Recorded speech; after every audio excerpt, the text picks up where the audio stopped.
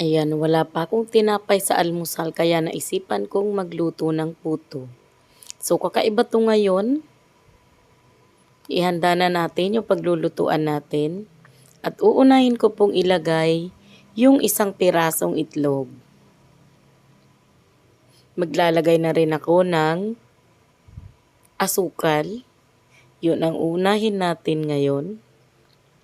So nung una, kalahating cup lang ng asukal yung nilagay ko. Pero napagdesisyonan ko na 1 cup na lang kaya yung ilagay ko kasi baka naman maging matabang at mapait. Kasi ang gagawin po natin ngayon ay coffee puto. So naisip ko lang kasi na ang bango-bango siguro kapag coffee ang ginawa kong flavor sa gagawin kong puto. Puto lang po talaga ito, hindi siya puto cheese. Ayan, hindi tayo ngayon gagamit ng tubig kasi instead of tubig, ang ilalagay natin ay ibap na gatas.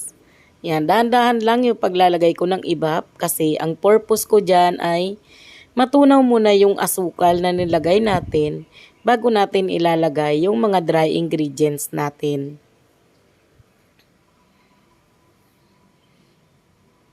Ayan. Bali, 1 cup na po yung nailagay nating gatas.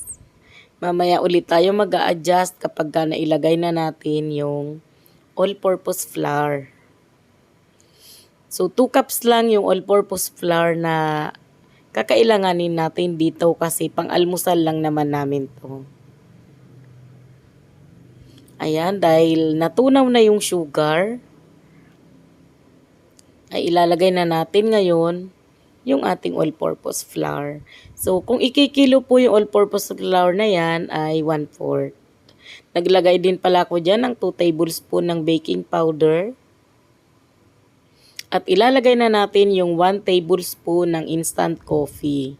Nescafe lang po yan, yung kape na yan. Pero kahit ano namang instant coffee ay pwede mo rin namang gamitin. At nilagay ko na nga po yung all-purpose flour na 2 cups or 1/4 kilo. At ngayon ay hahaluin na natin ito. Yan, haluin lang natin mabuti kasi hindi ko na po sasalain itong ating mixture ngayon.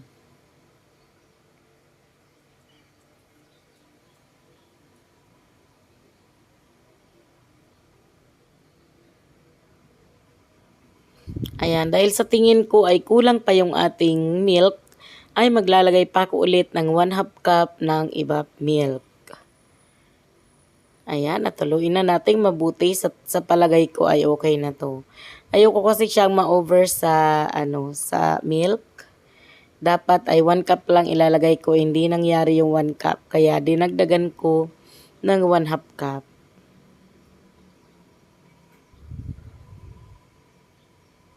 Yan, scrape ko lang muna para maisama yung mga nasa gilid-gilid.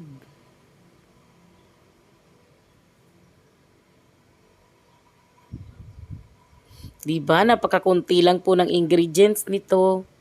At pwedeng-pwede pong gawin ng kahit sino, kahit hindi ka pa marunong, sundan mo lang po yung procedure ay makukuha mo na rin. Lagay nga po pala ko dyan ng 3 tablespoon ng palm oil pero hindi po na videohan yung paglagay ng 3 tablespoon na palm oil.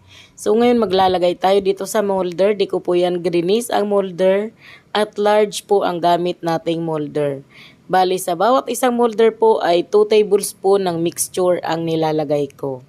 At habang ginagawa po natin to ay nagpapakulo na rin po ako ng tubig sa steamer na gagamitin natin sa pagluluto. At eto na nga po at ready na.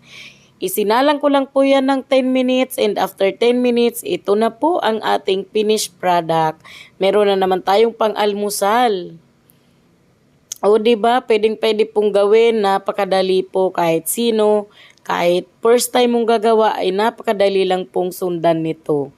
At ang ganda po ng nagawa natin. O napakakinis kahit hindi naman natin sinala yung mixture. At grabe po talaga, napakabango kung nandito lang kayo maamoy nyo. Amoy na amoy coffee at lasang-lasa rin po siya na coffee. So habang medyo mainit-init pa, tanggalin na natin sa molder para hindi tayo mahirapang magtanggal. So ito na, nilagay na natin sa ating plato. O di ba, napakadali lang po. So sana po ay itry nyo din to kung mahilig kayo sa coffee. Pwede po itong pang-partner sa kape ulit. Kape na nga yung puto, kape pa yung kapartner, di ba? So ito na yung ating finished product. Napakabango, napakasarap po. Di ko akalaing masarap yung magagawa natin. Thank you so much. See you next vlog.